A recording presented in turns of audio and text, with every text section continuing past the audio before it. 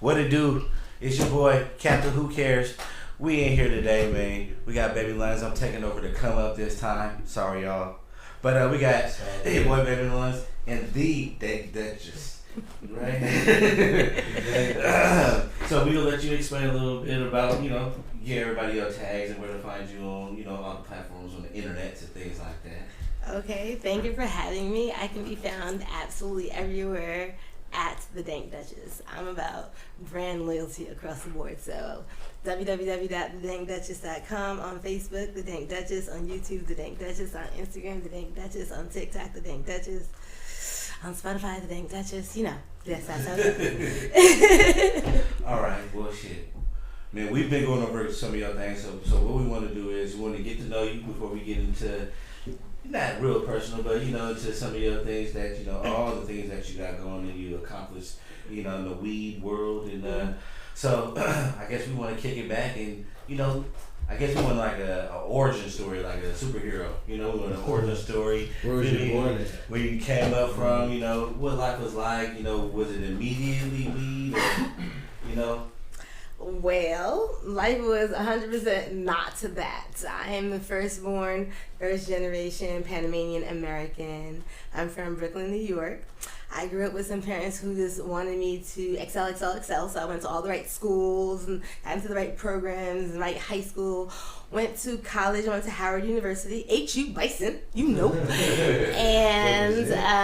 yes, I studied mathematics and psychology. I was on this track to be a doctor. That's what I was going to do, right? And it was my senior year when I realized I did an internship with some third-year medical students, and I realized that wasn't the life that I wanted. It was just like that, and it was a little bit traumatic because my whole life, like I said, had been geared toward that. So, that was really stressful for me. So then I decided to go to bartending school because okay, at the time I was also a web designer. So this is the 90s, right? And I had taught myself web design specifically because I didn't want to go to class, and the game server, like I said, I'm always big into video games. The game server had gone down, so it's not like I was going to go to class. So then I got into web design. That was 1996, right? I turned that into a career, which was great until we had the tech fall of 2000. I was going to ask you. So do you think you became a web designer out of just your love for gaming, like almost like whatever kept you kind of close to gaming or something? Well, I had always been big into computers. I had won a competition in 8th grade for creating a 4-scene video game, and I was like, so this is like kind of early in video gaming, right? Yeah, really, really early. See, the thing is, my parents didn't allow me to do anything really fun if it wasn't going to somehow get my brain toward med school. So,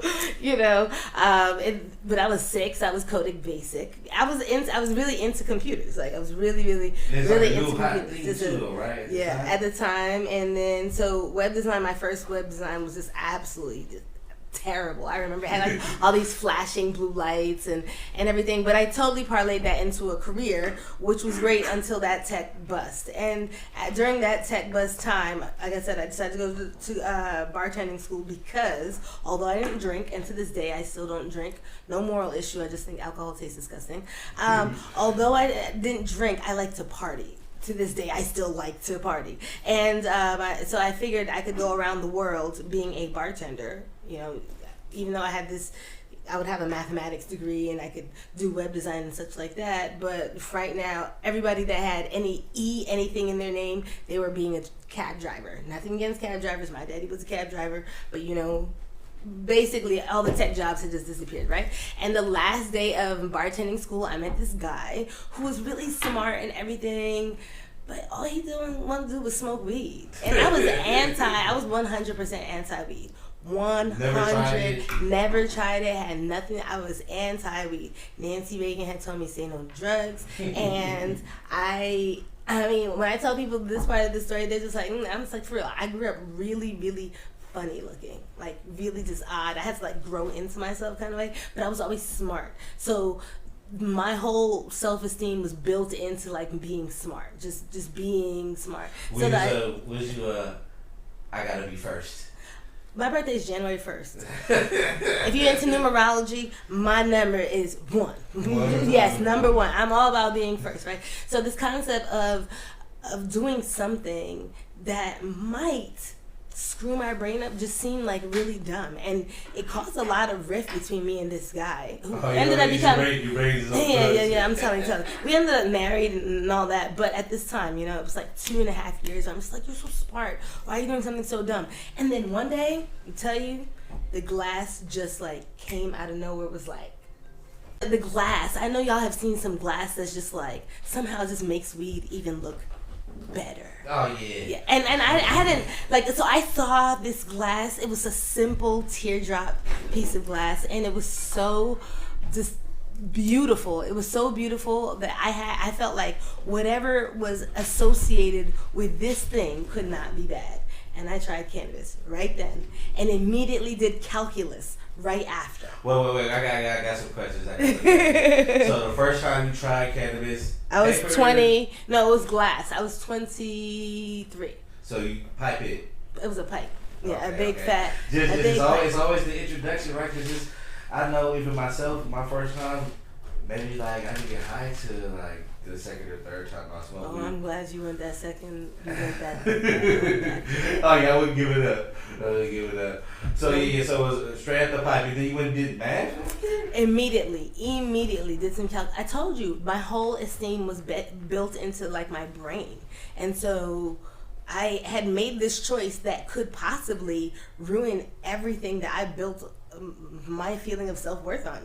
I know that seems crazy, but that was it. I went to college on a scholarship. Everything was about being smart, but somehow I had to tried it out, did the mathematics for 2 straight years. I did mathematics every single time I smoked weed, just to fucking make sure. But the interesting thing is that, like, so I was able to do some differential equations right then, and then I said, those fuckers lied. I said that just like that, and I'm like that. So once I realized I'm wrong, I'm just turned. So I just turned and decided we were going to become activists at that time, and smoked every bit of weed I could get my hands on. And so within 3 months we needed to start growing weed because we couldn't afford it.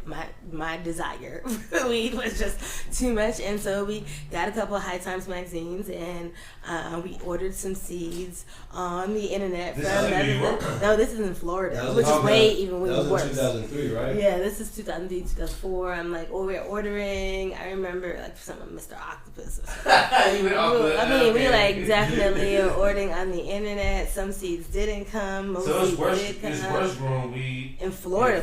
Florida was so restrictive up until, you know, the medical marijuana passed, that like having a joint could send you to jail for a minute. You know what I'm saying? And so, and I was living next door to a cop. I lived in one apartment, J105, and he lived in J106. And his ass was freaking officer friendly. Dude always wanted to be like, dude just always wanted to be like all chummy. You know what I mean? It's one of these situations, because the thing is, like, living in Florida, I remember one time, you know, we'd been growing for like 3 years at this point, and a hurricane had come through. No one had any power, and we lived in a gated community. It was a situation where at that point we had no power for a week. People have a tendency to like start pooling their stuff together, because when you run out of power in Florida at that time, it might be better now, but not that food ran out, but gas ran out. So it's not like you could just be going all over the place. You can't go to the grocery store all the time because gas runs out, money used to run out at ATM. So everyone wants to bring something to the table. The little Cuban ladies that live next door to us, she showed us how to make Cuban coffee, so that was cool. And me and my husband are just like smoking a little bit. Officer Friendly come with his 6-pack. Oh my gosh, dude, why don't you just disappear, man? And stop looking over there in my second bedroom when I don't have any kid and that light is always on. Stop looking over there. You know what I'm saying? It was that kind of situation. And like, Officer Friendly could want to watch the game. Well, dude, oh my God, we had to be the most antisocial thing. That was the one thing that was really stressful about growing weed in Florida, besides getting caught, which thankfully never happened. And I'm only talking about that shit because you know, statute of limitations. So, but you were just using growing for use. Just growing for use, completely 100% for use. And I gotta tell you, the beginning was real bad. It was just bad beat. You know what I mean? You gotta get your technique in there. I would think it'd be harder to grow weed in Florida because the temperature situation. Right? Oh, that was really a problem. I mean, after I came over here, I realized how much that was a problem. I have to tell you, I had heat stress problems for all the 10 years. I was always stressed about that. And people always used to wonder why our air conditioning was on 24/7. Even though it was Florida, but it was just like the heat stress in that damn freaking room. I don't understand why I didn't vent properly. But the problem really was, you see here how we can have this conversation about cannabis. You know, if you're from here, you don't realize that value of that. Like, we did the whole driving and leaving the car 4 blocks away to the hydro store, talking about fucking tomatoes. You would not believe how much you cannot differentiate when you need to talking about tomatoes. That shit is just I figured that out. Like, growing weed and tomatoes is like almost the same exact except when you're having problems, and then it's hard to explain about these fucking tomatoes. Yeah, like, why was you getting spider mites and tomatoes? You know what I mean? So the ability to like have real conversation with a random person, you know, about growing, that's like, you cannot really in any way overstate the value of that. So and at the time I was really paranoid. I feel understandably. So we didn't really want to go on overgrow.com and do too much like looking about stuff. We would read stuff in the bookstore. It was really a time that was just like, you just never know, that was mad stressful. And then like I moved to Miami Beach, because at the time I was living in Miami. Then I moved to Miami Beach, and we lived down the block from the police station, which was dumb. Every single night, the cops have to come home every single night. Every night I knew that this was the day I was going to get caught. And that really made me a very isolated and sad person. So as the years were going on, although I was doing a lot of good business, my husband and I had a massage company in Miami Beach, and that was doing phenomenally well. Yeah, I was going to ask you about that. I heard you said you massaged Beyonce? Yes. Okay. That was like shit. I mean, the thing is, the massage business was fantastic. Our company was Love Life Massage. We're actually considering bringing it back here in California. You think it'll do as good here as it did in South Beach? Well, there's a whole option of CBD and THC creams, which, I mean, and I make cash. Hello. We gotta remember after all of that, then we're gonna medicate that with my stuff. So that would be awesome. And that life was just like the TV. It was awesome, but it didn't have enough weed. And being growers ourselves and not knowing any other growers, and that fear, I can't tell you how that fear just feels every single day. You just think that this could be the day you have an issue. And so in 2014, I just said we had to leave. We had to move. I knew that we had to go. Give up the massage business? We just left. We were like, that was the end of that. We moved to California because I was like, I feel like now's the time to capitalize on this cannabis thing. And Florida is not going to go over. We had been part of an initiative that was trying to collect enough signatures and blah, blah, blah. But I don't know if you remember, they had made it that it needed to be 60%. They got 58%. It was a whole Florida boondoggle, which is, that's how Florida was. So while I was over here in California just trying to figure out how I was going to make a way, I was looking at Florida like, thank goodness at least I left, And I didn't have an exact plan. I knew how to grow weed. I had made some plans in that way. I had gone to Oaksterdam the year before. Oh, okay. So you went to the. Mm-hmm. So you came from Florida and went to Oaksterdam and then went back? Yep. Okay, so I know coming out here and then, like you said, being able to talk to a lot of growers and stuff, because we've grown, countless grows, right, since teenagers. So, we start talking about it growing, like you said, it's oblivious to us because we were just able to do things like that. The idea of, I can tell you mad stories about how I killed mad opportunities because I was sure it was a DEA thing. Totally sure this was all about my little fucking growing in Florida, mind you. This was the whole thing that totally set up. Oh my God. That's what they do to you, right? They feed you all this information just like they told you that it'll ruin your mind. Oh my God. They almost do the opposite to some people, right? So totally. They scare you into this mind frame okay, I gotta, or the whole over my 4 or 5 plants, they would come down like. I'm pretty sure they would. I'm pretty sure they would. But no, you don't understand. I was just like thinking like I went. The reason I like had the balls to come out here, kind of like what really spurred me was I lost this huge contract. I lost this super huge contract and ended up really in a really deep depression, right?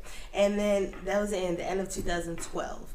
And 2013, Denver had their first U.S. Cup, the U.S. Legal Cup, right? And so coming from Miami, where not many people talked about weed, I mean, if you want to talk about coke, everyone talked about that shit like you had water. But if you talked about weed, it was somehow like you were like dumb for even doing that, So it's not like I really got the chance to smoke with a lot of people. When I went out to Denver, it was my first cup, dude, it was 80,000 people. They were just like weed everywhere, and I was like, I'm missing out on this. And man, South Beach is fantastic. The women are gorgeous. But I'm missing out on this. It was just like, okay, this is kind of crazy. But okay. Then I went to Seattle a couple months later for Seattle's Cup. You know what I'm saying? I'm taking in the whole thing. And then Seattle's Cup was just only a little bit smaller at 50,000. I was like, okay, I'm this is a time for me to change my life. I already lost this huge contract. My life is spiraling out of control, so how about I do something different? And like I said, I already knew how to grow weed, but I didn't know anything about the weed game over here, and I didn't know if you needed a certificate or something to prove that you know how to grow weed. So then I enrolled me and my husband into Oaksterdam because that was the school that famous, that was the school. So I went there. How was that experience? Was it valedictorian, darling. Come on. I like to win. I like to win. So that was cool. Although I missed out on the opportunity there with this adorable kid because I couldn't get down with this idea that like there was this store that I could just go to and I could just buy weed there. And that was, what was it called? Sunnyside or the Sunny Spot or whatever on 17th Street. You didn't need nothing, you could just go. I couldn't, that did not make any sense. That part was part of the whole thing. You don't understand. I was so freaking traumatized. With that. And then, but from that experience, from coming to Oaksterdam, again, seeing how cannabis was more widely appreciated. What city, when you came to the Bay Area, what city did you like? Oh, Oakland. Okay. Oakland. I literally live where I live because the times that I've come to the Bay, I've stayed around the lake, and so I was just like, I'm gonna live around this lake. Okay, yeah, I said about Lake Mary. This is not beautiful place. Beautiful place. It got kind of light, but it got gentrified. I feel that way about my freaking New York, freaking Flatbush. Even is getting gentrified. Well, what were some of the things in New York you was pretty? I've never been to such a crowded place like that. I know moving out here was like, oh, okay, you can actually, I mean, Florida's even more spread. Yeah, Florida's a lot more spaced out than like anywhere else I've lived. You have to drive everywhere. That kind of sucks about Florida, but at the same time, big sky. They have a whole bunch of. See, now I'm real high. They have a whole bunch of restrictions on the amount of how tall buildings can be, 3 stories and less. So that really gives that feeling of being really spread out. The thing is, I don't necessarily love that. When I'm in Barcelona, which is really, really packed, it's apparently one of the most packed metropolises in the world, it really has a sense of community that you don't have in some place like Florida. It has lots of space. Nah, I see that because, it makes you a loner. It kind of make you a loner. It does, and that part kind of sucks. So I was wondering, because like we were saying, it looks like a lot of space, a lot of people in Miami, but it's really happening in 16 to 12 blocks. Oh yeah, that's Miami Beach. South Beach specifically is just 23 by 10 blocks. Miami-Dade itself is really big. I mean, ridiculously big. There's so many cities in Miami-Dade. But in terms of South Beach, which was the life, it was really, really small and not big enough with regards to cannabis. So I had to come out here. I really was at the end of the day, I needed to come out here, no matter how dope it was in Florida. I always like to ask this question to people that came from other states. When they see or you was learning or hear about just the Bay Area, what I always wonder, like, how New York to us seem crowded and Miami seems like the life of the party or something like that. What do we look like as someone that came or was able to look out? Because it's hard to see what you look like when you just been here the whole time. True. Well, be real honest. Outside of San Francisco, and Oakland, I mean, most people don't know much of really anything in terms of the Bay. So I will tell you this. Unfortunately, Oakland is definitely still seen as some kind of crazy murder place. I mean, definitely. Which is like, really? That has changed, like mad long change. And San Francisco is just seen as like this tech place, right?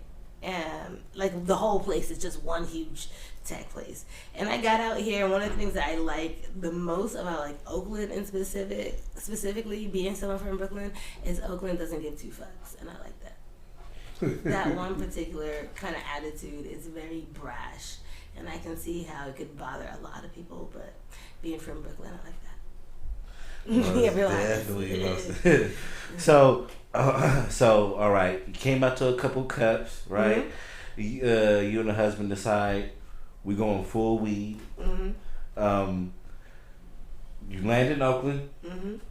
You enroll in... Oh, no, I was at Oaksterdam 6 months before I came to Oakland. Okay, so you was already staying here? No, went back. Went to Oaksterdam. No, like while you was going to school, you still stayed there? I did the entire program, because the entire program is 16 weeks, 1 hour. Did it compacted in 4 days. Damn. You're a beast. They have a program for that. Like, if you're willing to do that, they don't suggest it, but so what? They feel like, it's too much information on one time? But I was already a grower, so it was just a situation of like, it's just, let me do this this formality type thing. And then your licensing or whatever. Yeah, and I didn't know what it was, you know what I mean? So and I'm not definitely nothing disparaging about Oaksterdam. They taught a lot. I just knew a lot of that information, and they untaught a lot of things I had wrong. So I appreciated that. So I appreciated that. Went back home. We were doing a grow at that time. Made a couple tweaks on that last grow. Turned out pretty nice, and that was good. And then came back out here. We just came back out here in July.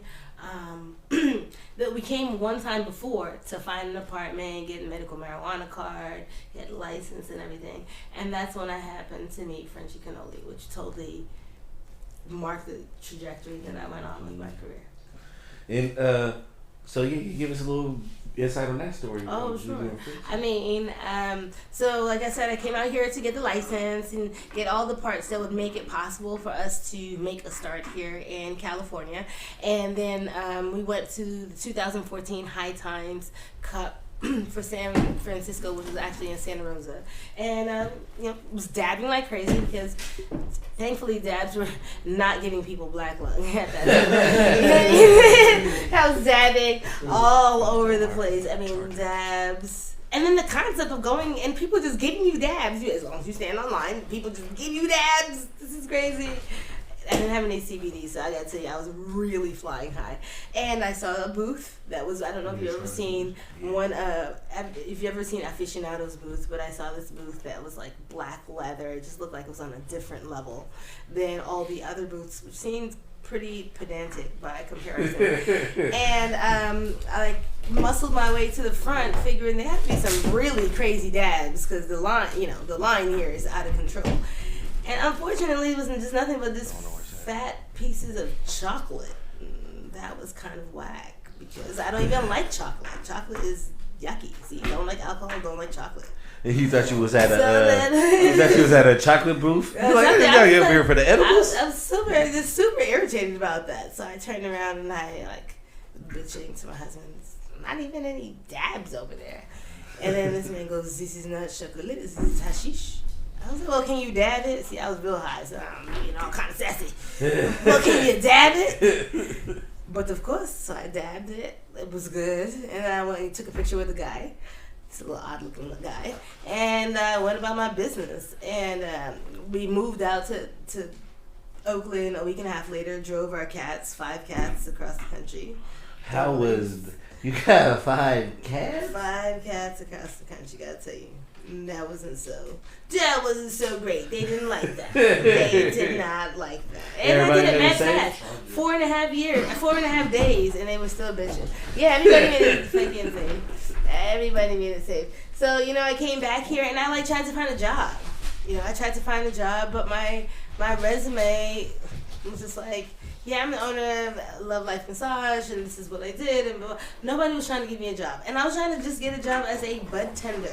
I wasn't trying to get, like, some office man. I just wanted to get in on the cannabis game in some kind of way.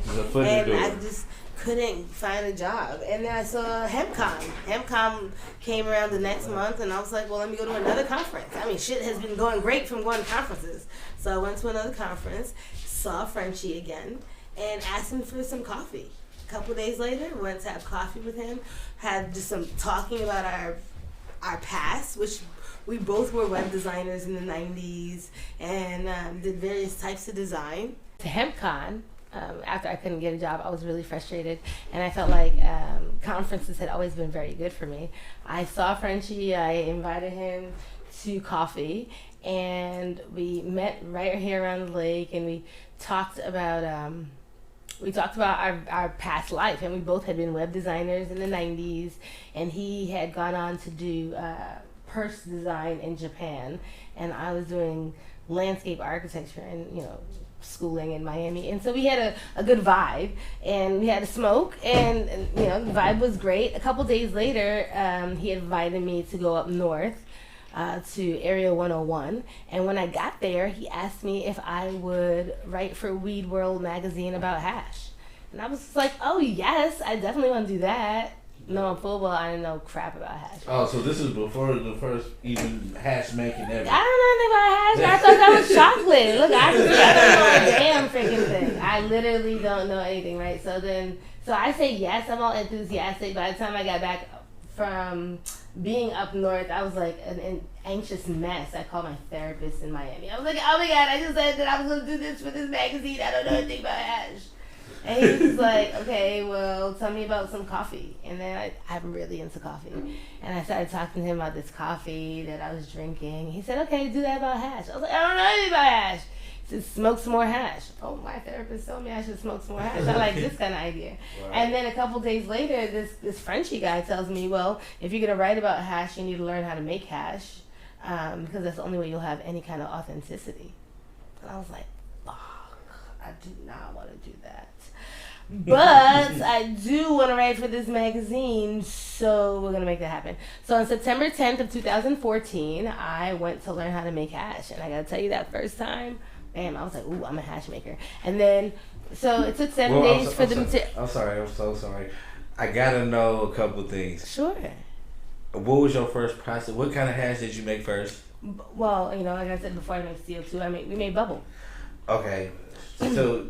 like we had BabyLungz510 had made it before, and like, did you have to? Because I seen them use the paint thing and the paint bucket and use the drill and start off with a stick. And then oh yeah, first start off with a stick and a bunch of ice, and I kind of walk in like.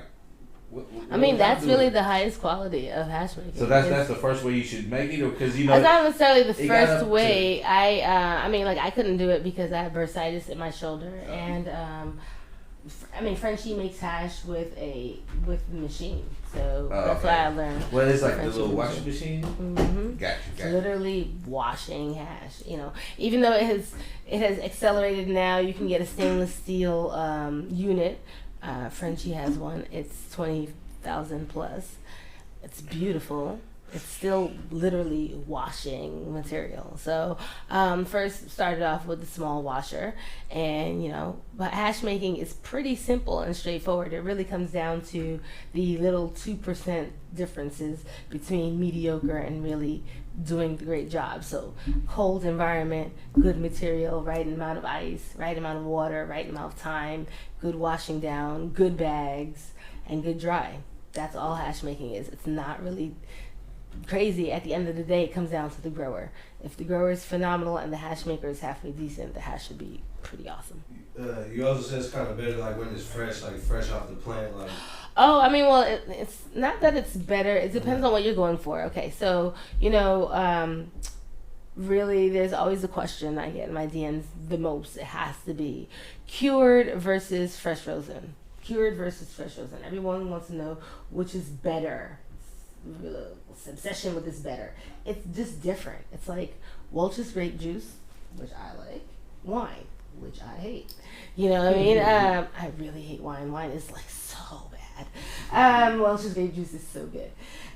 So fresh frozen. The thing about fresh frozen is the super benefit of fresh frozen is that it is the closest point. It is the closest mimicry of when the plant was being grown. Because once fresh frozen is determined by the idea of chopping the plant down and getting it bagged within 2 hours, off stick.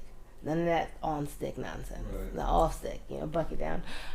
Within 2 hours and in the freezer. That's what you want to be able to do. The idea about that is that trichomes start dissipating, changes starting to happen after that 2 hour mark. Then cured typically has been something that is some people do like a dry and then another 2 weeks, so that's like a 1 month after it's been cut down to about 3 months. You know, it really comes down to whether you're using cured material like cured flour, that difference that there's going to be a difference in taste. Whereas cured flour, however, is far better flavor than fresh flour, but that's because of the chlorophyll and the sugars that haven't been broken down. When you're dealing with resin, it's not really about better, but different. You have lost a lot of these monoterpenes, which are the most volatile. Like once the temperature hits above 65, 70, these terpenes are, you know, you ever walk into a grow and it just smells amazing? It smelling amazing means you're losing terpenes. It's like, let's just finger fuck this like cola right now. Doesn't it smell so good? Cola's like, doesn't it finger smell so good for now? So now there's a new, not exactly new because people like Blue Ice in Barcelona have been doing it, where you cut the plant down and dry it for only a couple days, like 1 or 2 days, just so that the resin is not as sticky. The thing about, no one does fresh, like fresh, like cut the plant and do that. It's just way too sticky. That is just almost impossible to deal with. The yield is really bad. However, if you allow it to dry just a couple days in a cold environment, the resin has minimal amount of senescence. Senescence is that process, if you look at a grape turning into a raisin, as it shrivels in. So there's far less senescence